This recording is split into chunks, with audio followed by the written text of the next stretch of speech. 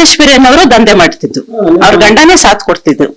ಹಾ, ನಮ್ಮನೆಗೆ ದಿವಸಕ್ಕೆ 5 ಜನ 6 ಜನ ಕರ್ಸಿ ನೈಟೇ ದಂಧೆ ಮಾಡಿಸ್ತಿದ್ರು.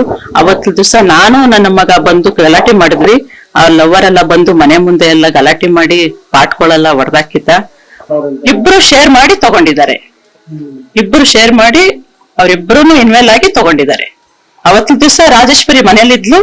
ನಾವ್ ಹೋದಾಗ ರಾಜೇಶ್ವರಿನ ಮನೇಲಿದ್ಲು, ಅವಳ ಮನೇಲಿದ್ಲು. ಇಡೀ ಮನೆಗೆ ಕೆಳಗಡೆ ಲಾಕ್ ಹಾಕಿದ್ರೆ ಇಡೀ ಒಳಗಡೆನೆ ಅವಳೇ ಇದ್ದಿದ್ದು. ಈ ಪೊಲೀಸರ ಹತ್ರ ಇದ್ದಿದ್ದು ನಮ್ಮ ಮಗನ ಹತ್ರ ಕೇಳಿದವ್ರು. ಅವ್ರು ಬಂದು ಯಾರ ಮುಖಾಂತರ ಬಂದು ತಗೊಂಡು ಅವಳ ಕೈ ಕೊಟ್ಟಿರ್ಬೋದೇನೋ, ಕೊಟ್ಟಿ ಈ ಕೆಲಸ ಎಲ್ಲ ಮಾಡಿದ್ದಾರೆ. ರಾಜೇಶ್ವರಿ, ಅವಳ ಗಂಡ ಮಂಜುನಾಥ್, ಮತ್ತೆ ರಾಮಮೂರ್ತಿ ಪೊಲೀಸು, ಜಯಂತಿ ಮೇಡಮ್, ಮಹೇಶ್, ಲಕ್ಷ್ಮಿ ಅಂತ ಇವರಿಷ್ಟು ಜನದ ಮೇಲೆ ಕಂಪ್ಲೇಂಟ್ ಕೊಟ್ಟಿದ್ದೀವಿ. ಕೋರ್ಟ್ ಹೋಗಿದ್ದೀವಿ.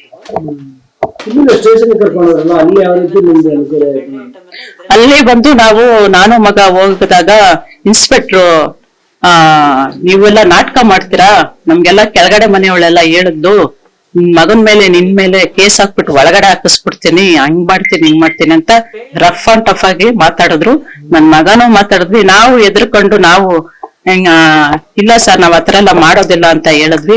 ಆದ್ರೂ ನಮ್ ಕಂಪ್ಲೇಂಟ್ ಅವ್ರು ತಗೊಳ್ಲಿಲ್ಲ. ತಗೊಳ್ಳೋದಕ್ಕೆ ನಾವು ಮುಂದಿನ ತನಿಖೆ ನಾವು ಮುಂದಕ್ಕೆ ಕಮಿಷನರ್ ಅವ್ರಿಗೂ ಹೋಗಿದ್ದೀವಿ, IG ಆಫೀಸ್ ಎಲ್ಲರಿಗೂ ಹೋಗಿದ್ದೀವಿ. ಈಗ ಕೋರ್ಟ್ ಅಲ್ಲಿ ಕೇಸ್ ಹಾಕಿದೀವಿ. ಈಗ ಎಲ್ಲಾ ಕಡೆನೂ ನೋವು, ಎಲ್ಲಾ ಕಡೆನೂ ಎಲ್ಲೂ ನ್ಯಾಯ ಸಿಕ್ಕಿಲ್ಲ. ಕೊನೆಗೆ ನಾವು ಕೋರ್ಟ್ಗೆ ಹೋಗ್ಬೇಕಾಗಿದೆ. ಕೋರ್ಟ್ ಈಗ ಮೊನ್ನೆ ಹಾಕಿದೀವಿ. ಮೊನ್ನೆ ಮುಂದಕ್ಕೆ ಏನ್ ಕ್ರಮ ಕೈಗೊಳ್ತಾರೋ ನೋಡ್ಬೇಕು ಸರ್.